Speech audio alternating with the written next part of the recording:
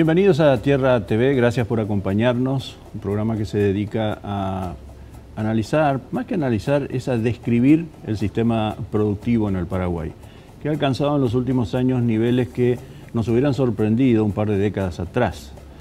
Incluso en épocas en que se hablaba, por ejemplo, de que en el Paraguay no se podía producir trigo, porque es un país subtropical, caliente, el trigo no da para esas latitudes. Sin embargo, hoy día nos autoabastecemos. No solamente nos autoabastecemos, sino que tenemos saldos exportables, tanto en grano como en productos derivados, harina, por ejemplo, ¿verdad? Es decir, ¿cómo trabaja el complejo de la soja? El complejo de la soja es, como su término mismo lo dice, muy complejo de analizarlo. Por eso hemos traído aquí, lo hemos invitado hoy, al señor José Berea, que es presidente de CAPECO, la Cámara Paraguaya de Exportadores de Cereales y Oleaginosas, alguien que sabe mucho del tema. ¿Qué tal, José? ¿Cómo estás? Bien, bien, buenos días, saludos a la audiencia. ¿Todo bien? Dispuesto a charlar con ustedes y tratar de aclararle a la audiencia cómo funcionamos. Claro, porque si uno se pone a pensar todas las cosas que van detrás o delante de la soja, la gente habla mucho de monocultivo, por ejemplo, ¿verdad? Y monocultivo es un término que ha entrado muy fácil porque se lo explica muy fácil, pero sin embargo el complejo es mucho más amplio y tiene una serie de componentes. ¿Nos podría hablar del tema? La soja, el denominado complejo sojero realmente abarca a 3.200.000 hectáreas aproximadamente que estamos plantando en el país.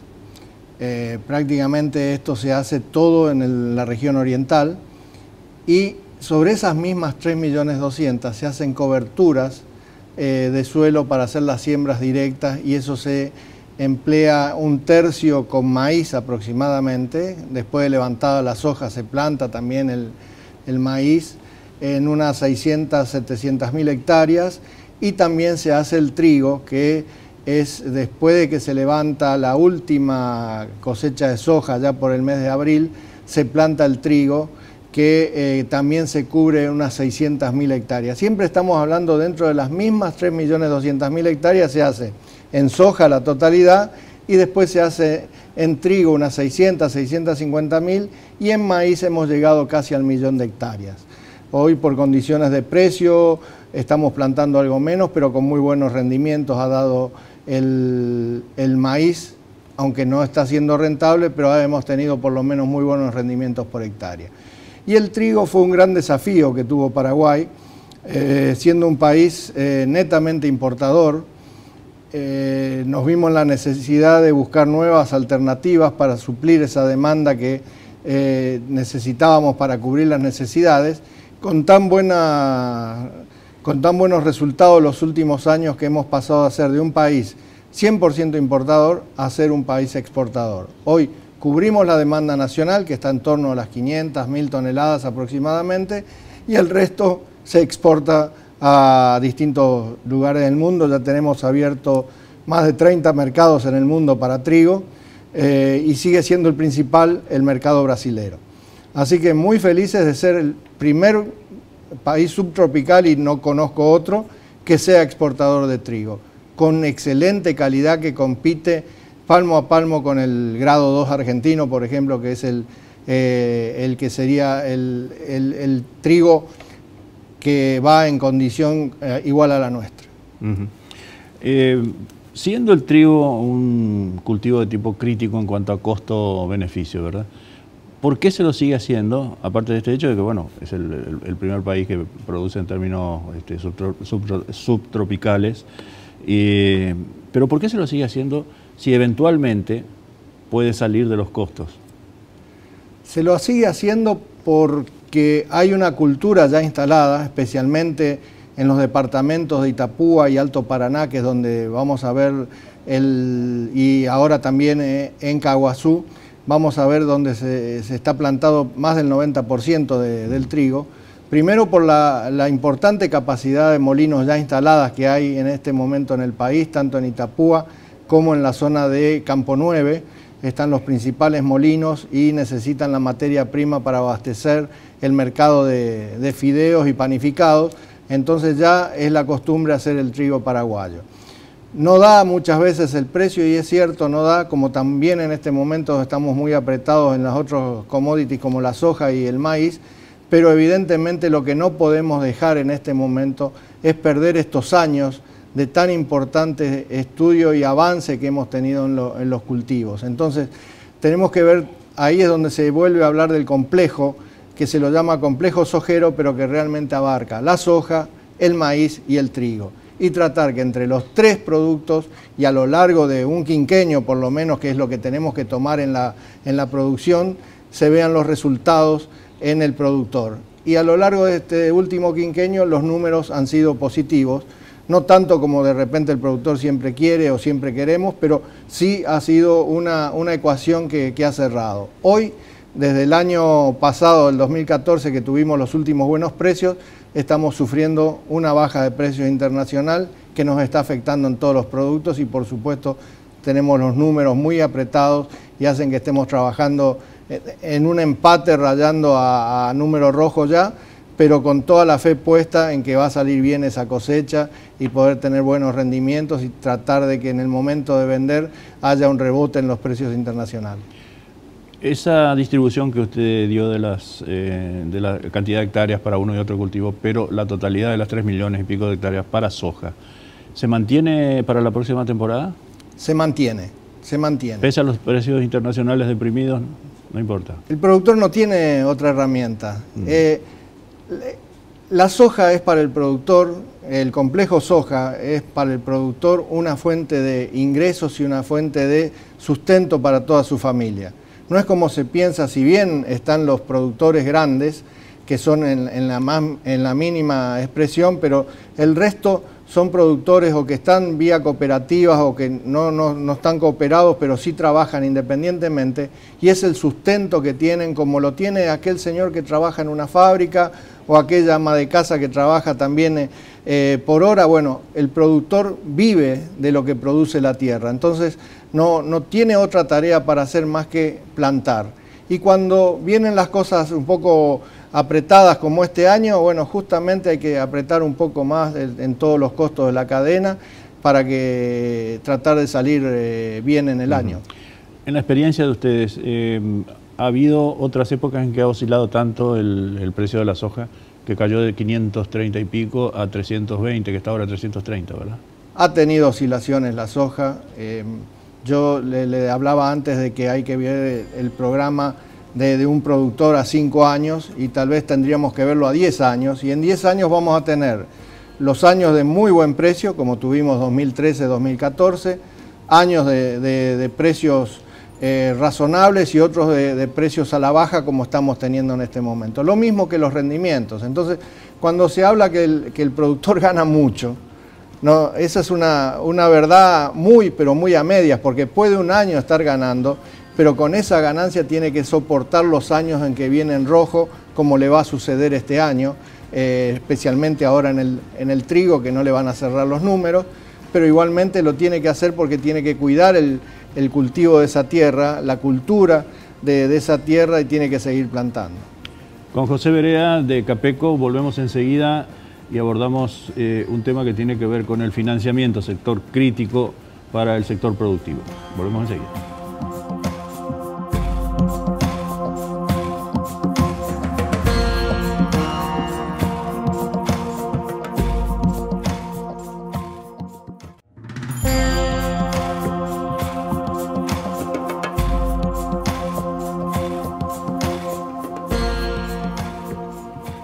Volvemos en Tierra TV, gracias por acompañarnos, gracias por seguir en nuestra compañía.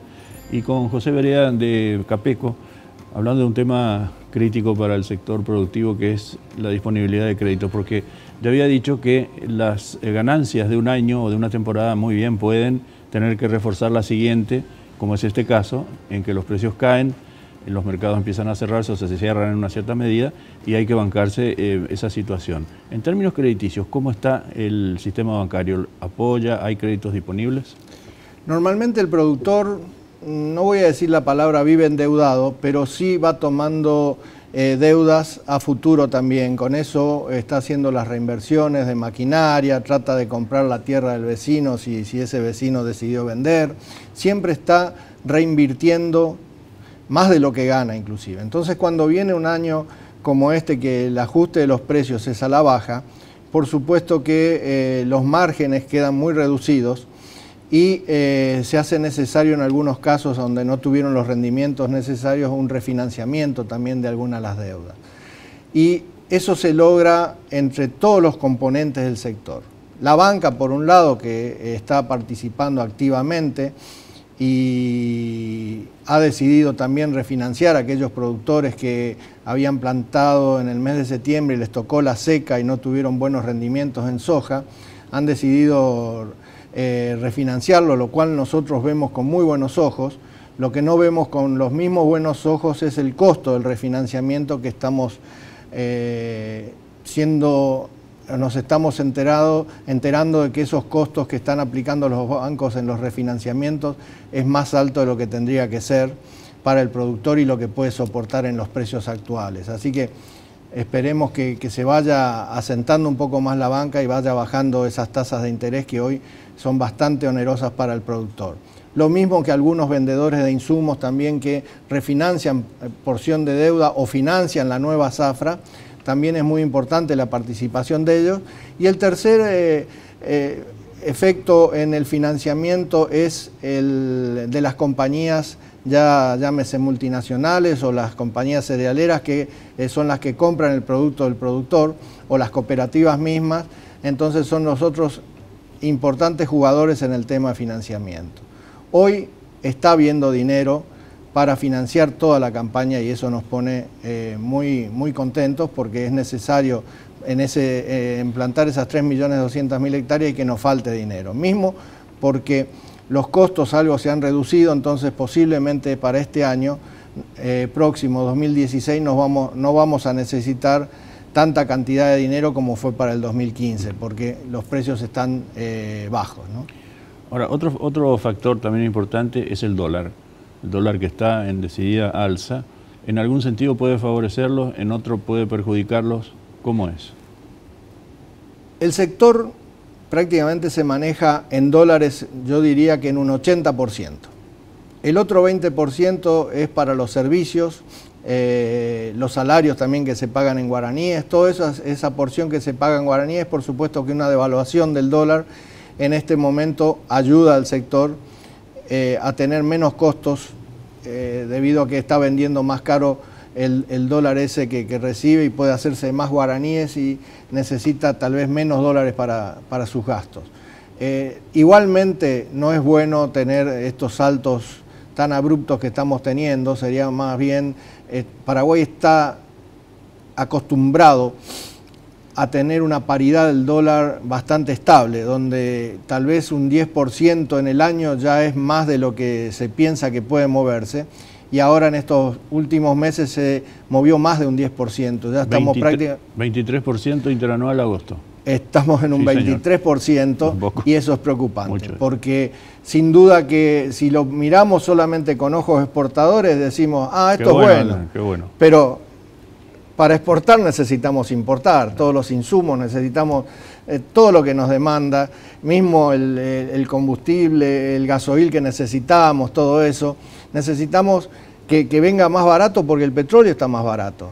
Y sin embargo, ¿qué nos dicen los emblemas? Que no pueden abaratar el precio del gasoil porque el dólar se les escapa y tienen más costos en guaraníes, entonces no pueden bajarnos el precio del gasoil. Cuando ahora que viene la siembra y con los precios un 30 o 40% menores a los del año pasado, estaríamos necesitando un gasoil más barato y no lo estamos teniendo. Entonces tampoco ayuda ese desfasaje de 20% en poco tiempo porque no permite trabajar normalmente a todos los sectores, tanto importador como exportador. Otro tema que suele rondar el sector de la producción es el de los impuestos, ¿verdad? Y cíclicamente en el Congreso se trata de hacer andar un proyecto de ley, hay como 4, 5, creo, no sé cuántos, para imponer entre un 10 y un 20% a la exportación de la soja en estado natural y otros granos, no sé cuáles de ellos. ¿Qué significaría la aplicación de un impuesto de ese tipo si es que alguna vez deciden hacerlo?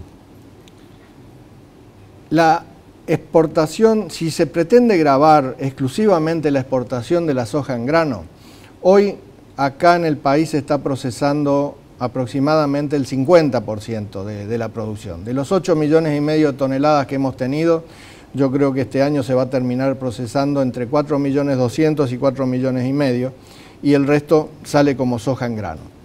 Si pretendemos solamente gravar la exportación de la soja en grano, hay muchos jugadores acá y muchos miembros de nuestra Cámara que van a tener serios inconvenientes e incluso van a desaparecer, porque vamos a quedar en manos de 4 multinacionales que son los que tienen hoy las fábricas instaladas en el país, y toda la soja va a converger en estas firmas y van a acaparar todo ese mercado, lo cual no es bueno para el productor, porque si bien en un principio pueden darle el dulce de que van a recibir más, a la larga eso se va a perjudicar y necesitamos un mercado más abierto como tenemos hoy, donde tenemos 50 o 60 exportadores, y es muy bueno para el saneamiento del mercado. Entonces, si sucede algo, nosotros somos de la idea que tiene que suceder no solamente para la soja en grano, sino para todo el complejo. Pero el complejo ya está pagando soja hoy, está pagando impuestos hoy. Es una falacia eso, y se ha instalado una muletilla que dice que el sector no paga impuestos. Y es falacia, ¿no? El sector está pagando todos los impuestos, ya sea por todas sus importaciones de insumos, de maquinarias, del que cambió el vehículo, como cualquier hijo de vecino pagamos los impuestos. Claro, no hay y en exportación, y lo que hace también a la exportación, ya tenemos un gravamen solapado del 2,5% que está dentro del 5% del IVA agropecuario que ya nos están cobrando, más el 10% del IRAGRO o el IRASIS en el caso que sean las empresas, así que estamos pagando como el resto de los sujetos de tributación en cualquier nivel. No somos menos que los demás, tampoco somos más, y creo que eso es la cultura tributaria, que tiene que haber igualdad de impuestos para todos, y en eso creo que está el sector. ¿Sería que si se aprueba este impuesto en algún momento, porque veo que últimamente hacen operativos relámpago en el Congreso, aprueban leyes que a veces se le pone a uno los pelos de punta, otras también, pero ¿no correríamos el riesgo de lo que está pasando en la Argentina, por ejemplo, en donde han desaparecido, yo lo escuché, lo leí varias veces, han estado desapareciendo los pequeños y medianos productores, y toda la producción de soja empezó, y la de la cadena, a quedar en manos de las grandes transnacionales, que es lo que estabas diciendo, ¿no? Totalmente. Te doy un ejemplo. En Argentina este año se está plantando la misma superficie de trigo que se plantó en 1910. Es decir, volvieron un siglo atrás, más de un siglo atrás, retrocedieron. ¿Y eso por qué? Por las retenciones que hay en el campo. Y la cultura, cuando se ve el rendimiento por hectárea, ya sea en la soja, en el maíz, en el trigo, es mucho menor a lo que tenemos aquí en Paraguay. ¿Qué significa eso? Que el productor no tiene para poner todo el fertilizante, no tiene para poner los defensivos agrícolas porque no le cierran los números. Y acá nosotros estamos muy justos por ser país mediterráneo, siempre nuestros gastos para salir al exterior son mayores. También, sí. Entonces tenemos que tener mucho cuidado antes de desactivar este buen momento en cuanto a producción, que estamos en 3 millones, tendríamos que estar ya más en hectáreas, y sin embargo estamos también frenados ahí, porque los resultados no son todo lo bueno que muchos piensan que tienen, porque nosotros venimos del 2011-2012 con una seca del 50%, que recién con las zafras 2013-2014 pudimos ir recuperando, para encontrarnos ahora el 2015 con una baja de precio. Por eso digo, es muy importante ver en los 5 años, en los 10 años, cómo le ha ido a ese productor. Y hoy no tiene como para soportar nuevos impuestos, esa es la realidad, y sinceramente somos gratos a las declaraciones que ha hecho el Poder Ejecutivo a través del mismo presidente, del vicepresidente y también del ministro de Hacienda, donde no están contemplando nuevos impuestos, y también fue ratificado por el presidente del Senado después de la pelea política que tuvimos en las elecciones partidarias. El presidente del Senado ratificó también que no veía que este año fuera un momento como para aplicarle más impuestos al campo. Y celebramos eso, que hayan entendido, y por supuesto estamos atentos a cualquier trasnochados, como le llamo yo, que quieran aparecernos en la mañana, se levantan y nos ponen un nuevo proyecto de impuestos. Sí, señor. Con José Berea de Capeco, volvemos enseguida para el último bloque de este programa.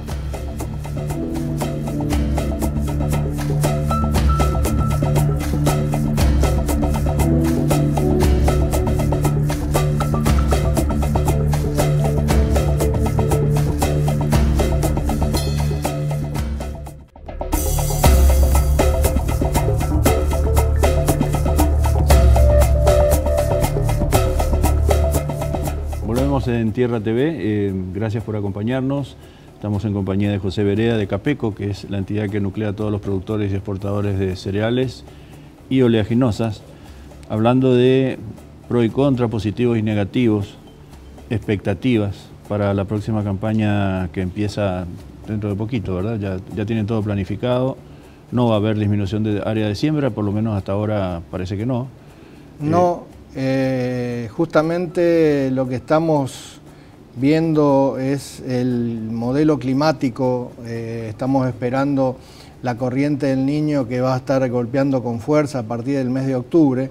Entonces, de nuestra parte no estamos incentivando a la siembra muy tempranera, que el año pasado se dio a inicios del mes de septiembre.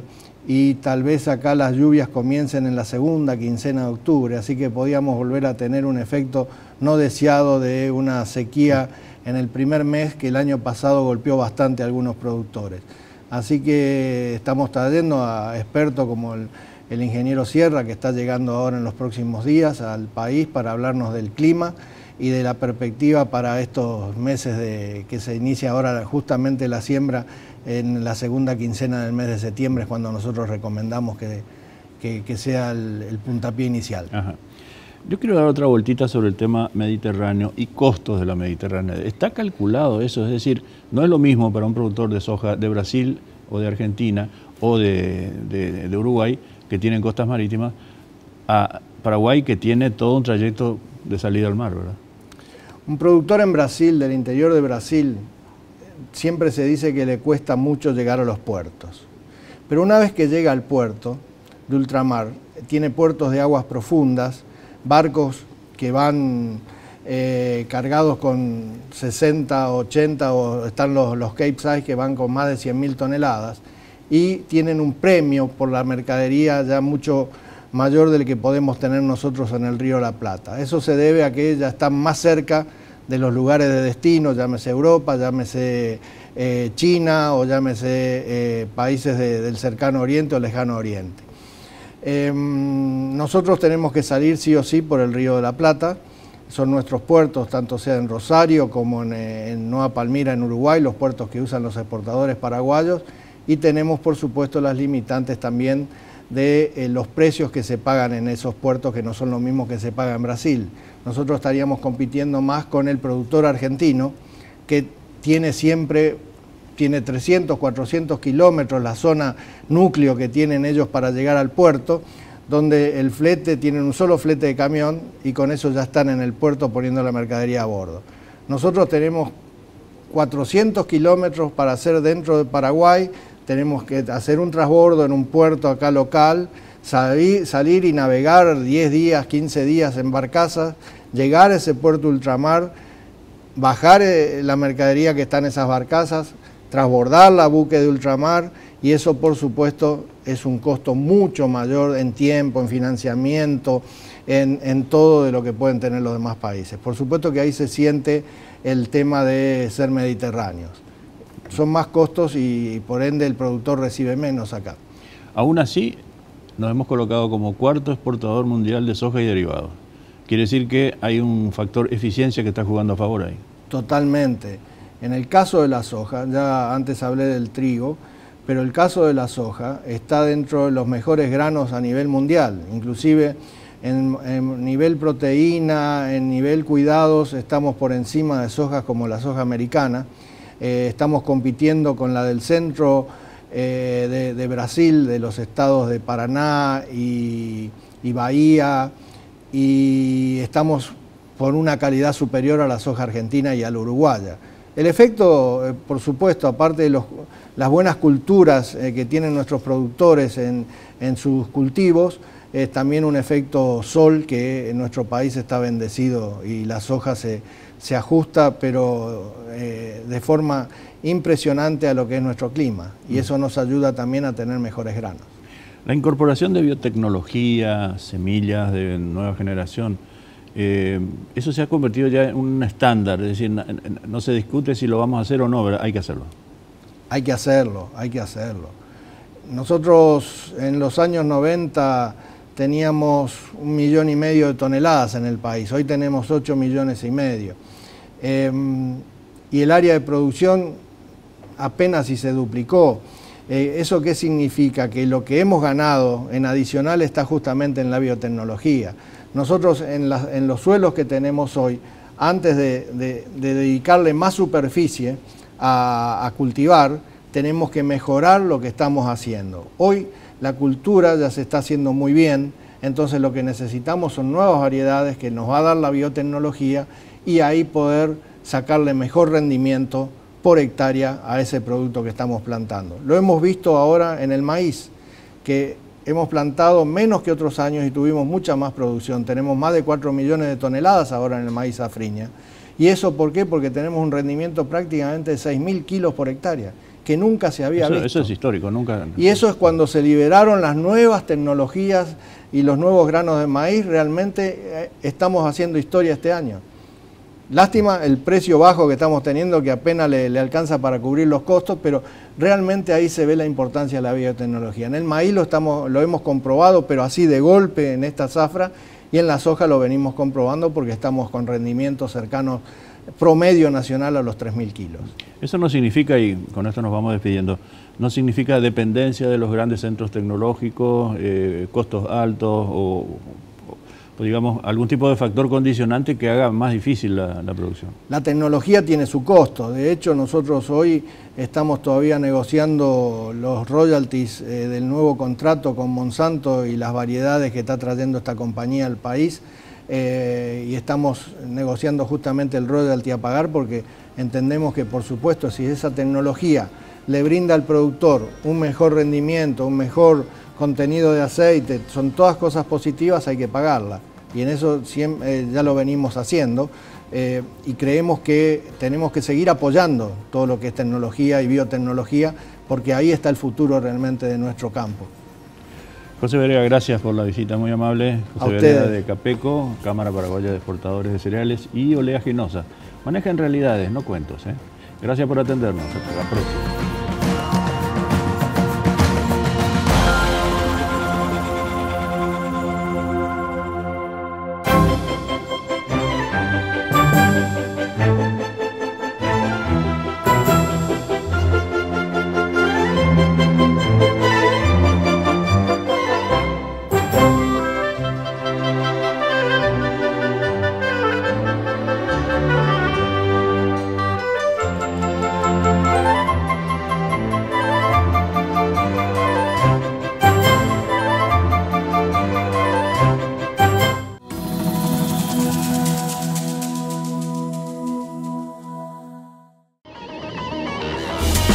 Fue una realización de Alicante.